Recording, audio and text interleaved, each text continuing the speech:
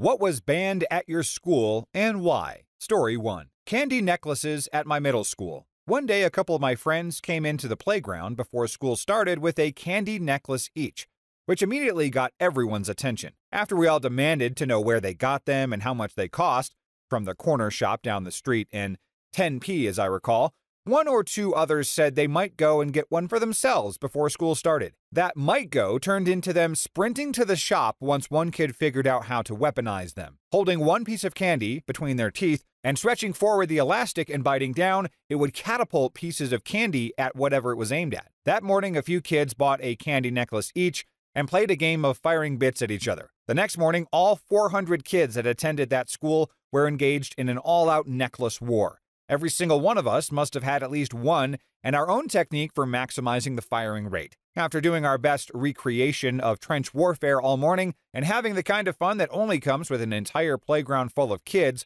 all playing the same game, we were all ushered into the assembly hall to be told that candy necklaces were now banned. Nobody lost an eye, just in case you were wondering. Story 2. Short-selling stocks. Our class was the first to go through new mandatory financial literacy classes, and part of it was a stock market simulation. We began betting against the market when we set it up to crash specific stocks, and each time our money rose exponentially. We had to fill out paperwork for each trade, which ended up amounting to around 30 pages of trades. At this point, we had trillions. Our teacher was also very condescending about how great she was at the market, so we then bought huge percentages of her stocks and then sold them pennies on the dollar to crash her stocks as well. After a while, she checked everyone's progress and found that we were trillionaires and went into a rage, even calling the company to see if we had cheated. We said that we had short sold, which technically isn't cheating, but she still disqualified us from winning the class game and gave us Bs. Now there's a disclaimer before every class that says you'll automatically fail if you short sell. I think the teacher completely missed the point of the lesson, all for the sake of her pride and self-worth apparently.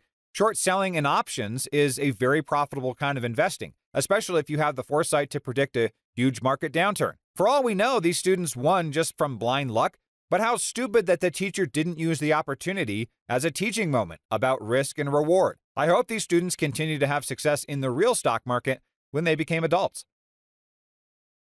Story 3. Had this little Bible study group that would meet during lunch once a week. It grew in size really fast, so some of the parents of the kids started bringing homemade lunches to give to the kids that attended. Anyone was accepted to join. They never ran out of food, and it was free, so kids that didn't have money or wasn't on the food plan could eat something other than straight junk food. It was stuff like sandwiches and chips, but still better than the crappy cafeteria food. After a while, though, the new group grew a little too big to the point where the school board found out about it and had to shut down the parents bringing lunches for the attendants because it was lowering the amount of kids buying from the cafeteria. Ridiculous. After that, they instituted a rule that parents could not bring lunches to kids anymore. The overall reasoning was it lowered the cafeteria profits. If you didn't have money or a lunch, you were out of luck. Story 4. When I was in high school, we got permanent markers banned. Someone organized a game of assassins where everyone is given a target to kill, and if you're successful, you inherit their target. It was $1 to enter, and the winner gets the jackpot. We had about 150 students out of the 600 in the school participating. The objective was to mark your target with the Sharpie on their skin, and then they were then declared dead. This could only be done in the hallway or the cafeteria, not in class or off campus. Well, our vice principal decided that she wanted to participate, saying that if she won the money, she'd use it to buy something for the school. Fair enough, we thought, so we let her in. Well, one of my friends ended up with her as the target, so in between classes one day, he sneaks up behind her and does his best Sam Fisher assassination attempt, grabbing her mouth and slashing her throat with the Sharpie. Well, that was just a little too much emotional stress for our poor VP. She took his Sharpie, had him serve in-school suspension, and forced us to discontinue the game. No more Sharpies could be used by students or staff, and no one knows whatever became of the prize money either. We kept it in a jar in our principal's office so no one could take it. So we all hated our VP even more than we did before. Story 5. All EXE files in addition to an extreme crackdown on non-work-related sites. It got so bad that unless the site directly fell under the category of scholarly, you'd need a proxy to get past it. The EXEs were banned because students were using the library computers to play Halo after school. Not to mention the dominant proxy used was UltraSurf, which was run off of flash drives as an EXE file. Now, normally IT would overlook it, but this was before laptops were rampant, and after school, other people had to get work done. The only issue was that the ban included teachers, who were now locked out from installing or running non-essential programs, running programs off of a flash drive, or even visiting YouTube for in-class presentations. During the ban, the big deal was a small group of individuals managed to hack the network and create their own admin account, which they mainly used to access YouTube and Facebook. But after the school administration realized the students were willing to go to such extreme measures to get past the ban, they lifted it. Now, of course, the ban was lifted after I left. I have had similar frustrations with IT departments at work. The restrictions are so far-reaching that it's basically insulting. You're basically saying that people are too stupid to figure out how to only use safe exe files, like downloading from a reputable program from a company's site or new drivers. They think that they are making everyone safe and streamlining things, but instead it just makes it nearly impossible to get work done sometimes. Story 6. Wearing a white t-shirt in middle school. I lived in an area where there was suburban, rural, and a sprinkle of urban within a 15-mile radius, so everyone got mixed together. Well, a small handful of the rural kids decided White Power Wednesday was going to be a thing. You wear a white t-shirt to represent, and at first it was a small handful, and then the suburban kids saw a lot of people wearing white, so they did it too, most not knowing why. Then before you know it, things got bad quick, so the school said no white t-shirts. Now, I'm okay with being proud of your race and heritage, etc. I'm Jamaican, and I rep the culture every chance I get. But being one of the few black kids in the whole school, it got intimidating. Especially kids yelling, "White power," and "I'm gonna paint the bus blue and spray no blacks on the side." When you are the only black kid on the bus, it's clear who they were forming against. Story 7. Giving food to people who didn't have money for lunch. I would make an extra PB&J for a friend that would just sit at the table for the entire lunch period.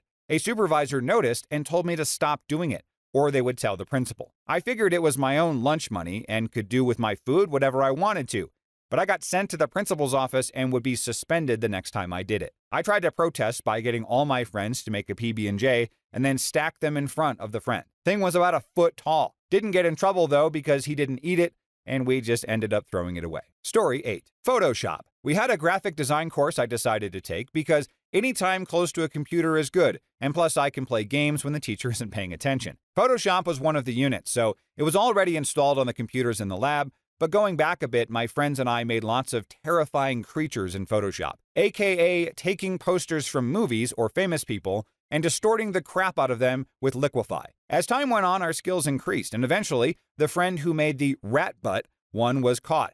And even though the lessons in any unit only took about 10 to 15 minutes each, let's keep it real, Photoshop was deemed an obscene disruption to class time, even though our teacher explained the lesson super slow, because you can explain what you do in 5 to 10 minutes, but she took up to a half hour. After that, the rest of the unit, which we were nearing the end of, was free time, because I was stuck with the same lame teacher who didn't want us playing online games because of violence. So that consisted of solitaire and Minesweeper.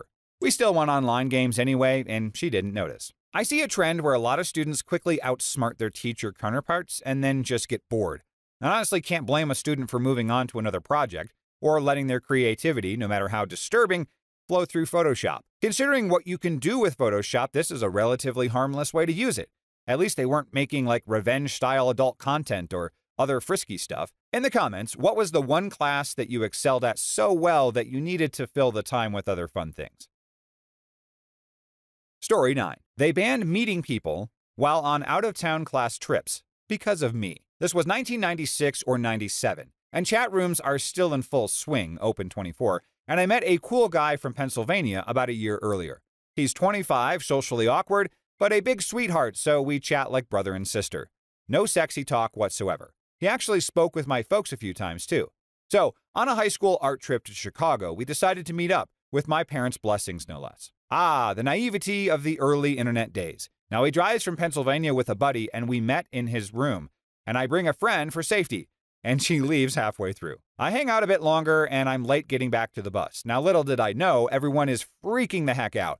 Since I'm late, my friend told the chaperones where I was, and I got into so much trouble that I had to spend the night in the chaperone's room because they thought I might be a flight risk. The next school day, I got called into the principal's office to discuss the incident. Thankfully, I didn't get into any real trouble, and he informed me that the rules would be changing specifically because of me. Now sadly, that was the only legacy I left at that school, as the rest of the time was spent being invisible. Story 10. In elementary school, normal recess was banned because kids were basically beating the crap out of each other under the guise of games like Kill the Carrier. So the school decided to replace recess with structured recess, where you had set activities to choose from that certain teachers oversaw. Now, obviously, this went over like a sack of bricks, and kids were pissed. This one fourth grader got their dad to use his printer to make shirts that said "Free Recess" in big black letters. We all planned to wear them on the same day and start a child protest. On that very same day, however, one of my best friends told the class spaz, who later in life once stabbed a man several times for comparing his pregnant girlfriend to Shrek, the big class rumor, which was that this one kid kissed this girl in our class. Ooh, crazy, right? But he went out at the beginning of recess and ran around in circles, screaming this rumor at the top of his lungs. This is at the same time that a bunch of smaller elementary school kids were walking around chanting, "No structured recess," in matching shirts. Eventually, this super athletic kid, who would go on to be a D1 sprinter, catches up to the spaz, and they start fighting. Now, the spaz lifts up his track guy's shirt partway in the fight, and the track kid takes it off. The track guy even then somehow had actual musculature. The spaz felt threatened by this and takes his shirt off, but he's just flabby and bouncy. So now we have two shirtless fifth graders throwing punches in the middle of a protest full of little kids. At this point, the teachers move in to break it up, but they underestimated the power of crowds and the panic that teachers can cause. So everyone just scatters and runs in every direction. I saw kids run right off of school grounds, and I even saw one kid jump behind a dumpster. As the teachers try to part this sea of tiny children, the third grade teacher makes a move to grab this kid. Now, in response, some random kid, to this day I still don't know who it was, just nails him in the balls. So at this point, we've got two fifth graders wildly flailing at each other, one teacher down, and 50-plus children sprinting off in different directions. It took around 3 hours to reimpose order. Structured recess didn't last much longer after that. Story 11. My entire school year was banned about a week before we would have broken up for exams. It had been brewing for a while, fire alarms being set off, people signing shirts, we were told this wasn't allowed, and little pranks. Well, having been told one more thing and there will be consequences, some people in my year really went for it. They went to the local pet shop and bought loads of grasshoppers, beetles, and maggots and then planted them around the school. I think there was a kipper behind a radiator somewhere. Well, chaos ensued. Maggots fell from the kitchen ceiling and into the food, closing the food hall, and kids ran out of classrooms as grasshoppers claimed the space. And then the fire alarm went off. We were all called into the hall and the head teacher said, "Leave. Don't come back unless you are sitting for an exam. Your leavers service is canceled, but your prom will go ahead. But do not come to school unless you have an exam." Naturally, some of us went to the local press to tell them how unfair it was, and ironically, some of those in the picture were the ones that had been to the pet shop that morning. Okay, so someone explained to me what the big deal is with signing shirts. I remember doing that in high school, but there was also this huge uproar about it, and it almost got shut down. I seem to remember it had something to do with the concern of inappropriate hand-to-chest contact when, like, signing the shirts of girls. But to fix this, girls were supposed to just bring the shirt with them and not wear it at all. And in protest, when told that they couldn't wear the shirts, we just had girls wear sports bras and then take their shirt off every time somebody wanted to sign it. Honestly, it didn't suck. Story 12. I got candy banned in middle school. In 6th grade, I saved my candy from Halloween and sold it to people over the next week. I made about $20, so next time my mom went to Sam's, I bought a large box of Mars candy, and I sold that. Those boxes were about $20, and you can make close to 40 from them. So every week, I would save 20 and spend 20 on the candy for next week. Closer to the end of the year, I expanded and was selling a box of Ring Pops, a box of assorted Mars candy, and a box of Skittles every week or two or so. I finished the year with close to $500 in my savings account. And I was homeschooled in 7th grade. My parents thought it would get me ahead or something, and it was dumb, so I decided to go back to regular school in 8th grade. When I got back, I learned that in my absence the year before, everyone and their mom tried to sell candy. It got so bad that the principal banned candy. I walked in the first week of 8th grade with a box of candy, and the first day someone told me it was banned. I finished selling that box over the next couple of weeks and then closed my first successful business due to excessive regulation by the authorities. Story 13. This will probably be buried, but oh well. They banned messing with the cupboard in room 8. Now, classroom 8 had an old, very heavy cupboard in one corner. It was also bolted to the wall and the floor for good measure. Also, someone enterprising had weighted it with a metal, I have no other word than block for it. In the bottom of the cupboard, that must have weighed at least 500 pounds. That cupboard would have required a forklift to get it out of the room.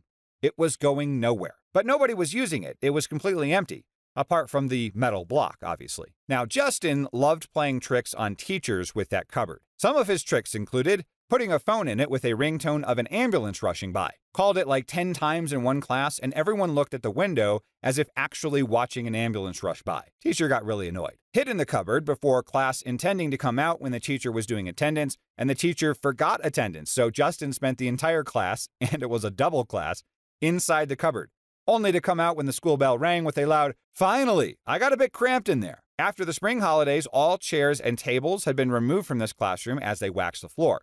One of the chairs was put on top of this cupboard. Justin grabbed a table, put a chair on it, and used it as sort of a stairs to get onto the cupboard to sit on the chair. And this resulted in a shouting match between him and the math teacher.